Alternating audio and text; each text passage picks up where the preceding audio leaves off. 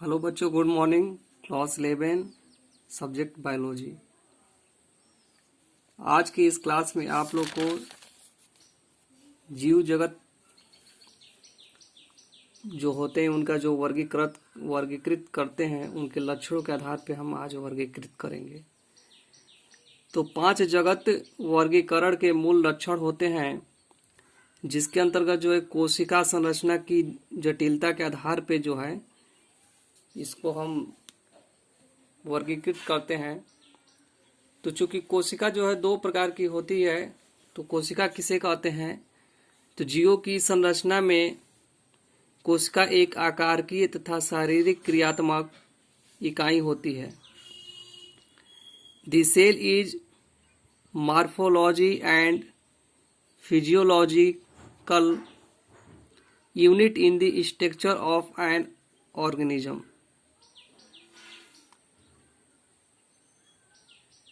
पहला जो है प्रोकैरियोटिक कोशिका होता है, दूसरा जो है यूकैरियोटिक कोशिका होती है। तो जो प्रोकैरियोटिक कोशिका होता है, प्रो मतलब प्राचीन काल के समय यानी पुरानी कोशिकाएं, इसमें जो है डीएनए जो है स्वतंत्र अवस्था में पाया जाता है। ये साइटोप्लाज्म होता है, मेसोसोम होता है जिसमें श्वसन क्रियाएं होती हैं, प्लाज्मिड होता है। तो इस प्रकार की जो ये प्रोकैरियोटिक कोशिकाएं होती हैं, इस एक ये कोशिका हो गया, और दूसरा जो है यूकैरियोटिक कोशिकाएं होती हैं। तो यूकैरियोटिक कोशिका के अंतर्गत केंद्रक होता है, केंद्रक कला होता है, इसके अंतर्गत माइटोकॉन्ड्रिया पाया जाता है, गाल्जी काय पाया जाता है, लाइसोसोम पाया जाता है, राइबोसोम पाया जाता है, अंतःप्रद्रवी जालिकाएं पाई जाती हैं। और जो पौधे होते हैं उसमें जो है हरित लवक पाया जाता है। जो हरित लवक होता है, और इसमें पौधों में जो है एक भित्ति पाई जाती है, कोशिका भित्ति होती है, प्राथमिक कोशिका भित्ति। तो ये जो है पौधों में सिर्फ एक हरित लवक पाया जाता है, जिसके द्वारा प्रकाश संश्लेषण की क्रिया होता है और पौधे अपना भोजन बनाते हैं। इस प्रकार से कोशिका 2 प्रकार की होती है, प्रोकैरियोटिक कोशिकाएं और दूसरा जो है यूकैरियोटिक कोशिकाएं। तो प्रोकैरियोटिक कोशिका वाले जीवों को मोनेरा में रखा गया है। आप लोग जगत पढ़े हैं, तो जगत जो है 5 होते हैं, 5 जगत के विषय में आप लोग को बताया गया है। तो मोनेरा जगत, प्रोटिस्टा जगत, पादप जगत, कवक जगत और जंतु जगत। तो जो प्रोकैरियोटिक कोशिका वाले जीव होते हैं उनको जो है मोनेरा जगत में रखा गया है। इसमें कौन कौन से जीव आते हैं? तो जीवाणु है, नील हरित शैवाल है, माइकोप्लाज्मा है, आर्कीबैक्टीरिया है।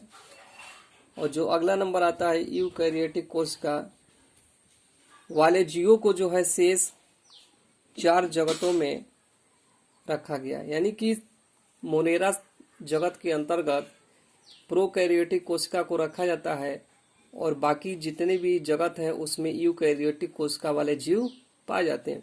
कोशिका के विषय में आप लोग को चैप्टर 8 में हम बताएंगे कि कोशिका यूकैरियोटिक और प्रोकैरियोटिक कोशिका के विषय में विधिवत रूप से उसमें अध्ययन किया जाएगा।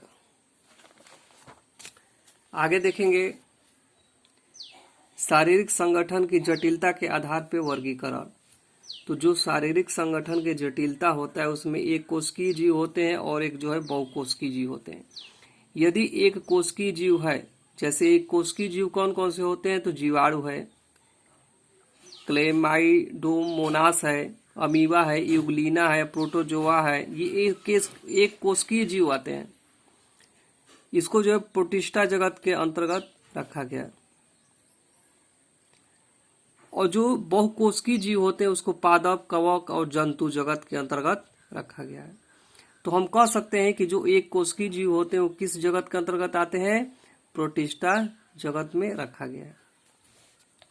इसके बाद से पोषण विधि के आधार पर भी जो है वर्गीकृत किया गया है कि जो जीव होते हैं किस प्रकार का उनमें पोषण होता है।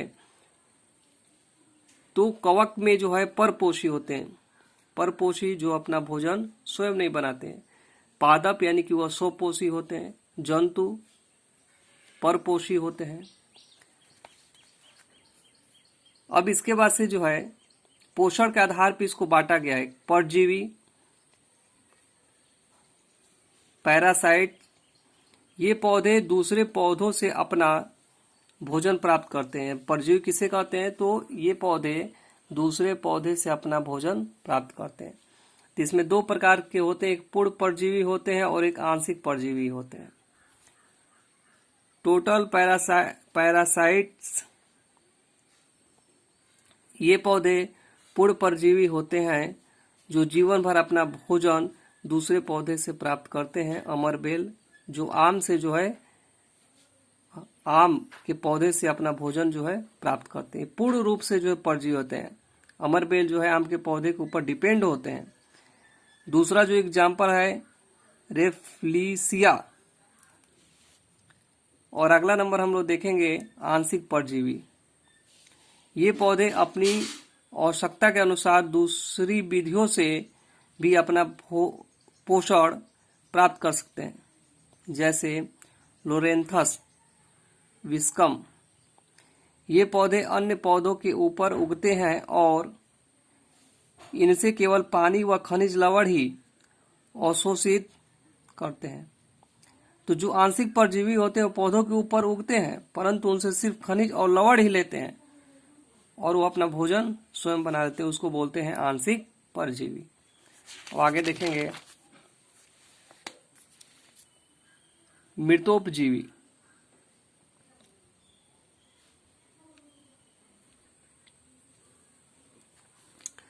जो मृतोपजीवी जीव होते हैं, ऐसे जीव जो मृत सड़े गले पदार्थों से अपना भोजन प्राप्त करते हैं, उसको हम कहते हैं मृतोपजीवी। मृतोपजीवी के अंतर्गत कवक आते हैं और जीवाणु आते हैं। और एक उदाहरण है मोनोट्रॉफा। तो जो मोनोट्रॉफा है मृतोपजीवी यह पौधा है। तो प्रश्न पूछा जाता है कि मृतोपजीवी पौधे का नाम बताइए, तो मोनोट्रॉफा। सहजीवी साइमोबायोटिक्स, यानी कि साइमोबायोटिक्स जो होते हैं, जैसे लाइकेन है, इनमें कवक और शैवाल होते हैं, दोनों जो है सहयोग करके लाइकेन को भोजन बनाते हैं। इनमें दो प्रकार के पौधे एक साथ जुड़े रहते हैं और एक दूसरे के सहयोग से अपना भोजन जीवन यापन करते हैं। इनमें एक कवक और एक शैवाल, ये कवक और शैवाल है जो दोनों जो है आपस में जीवन यापन करते हैं सहयोग कर, उसे हम बोलते हैं सहजीवी। तो सहजीवी का एग्जाम्पल क्या होता है? तो लाइकेन। अगला देखेंगे हम कीटभक्षी, इंसेक्टिव वॉरियर्स, यानी कीड़े मकोड़ों का भक्षण करते हैं। ये पौधे दलदल वाली भूमि में उगते हैं और प्रकाश संश्लेषण द्वारा अपना भोजन बनाते हैं, किंतु नाइट्रोजनी पदार्थ को प्राप्त करने के लिए वो कीटों का क्या करते हैं? पकड़कर भक्षण करते हैं। यानी सिर्फ नाइट्रोजन की प्राप्ति के लिए जो है कीटों को पकड़ते हैं, जैसे वीनस फ्लाई ट्रैप। तो जो वीनस फ्लाई ट्रैप होता है ये एक प्रकार का ये प्लांट होता है, पौधा होता है, और यह इसमें कीट फंस जाते हैं और फंसने के बाद ये बंद हो जाते हैं और उससे वो नाइट्रोजन प्राप्त कर लेते हैं। चूंकि नाइट्रोजन जो है शरीर के वृद्धि एवं विकास के लिए सबसे ही महत्वपूर्ण होता है। अगला देखेंगे हम लोग स्वपोषी पौधे, ऑटोट्रॉफिक प्लांट्स। ये हरे पौधे हैं जो CO2 व जल की सहायता से क्लोरोफिल द्वारा सूर्य के प्रकाश में अपना भोजन स्वयं बनाते हैं। भोजन बनाने की इस विधि को हम प्रकाश संश्लेषण यानी कि फोटोसिंथेसिस कहते हैं। आगे की क्लास में आगे की चीजें बताई जाएंगी। तब तक के लिए धन्यवाद। इसको आप लोग दोहराते रहिए।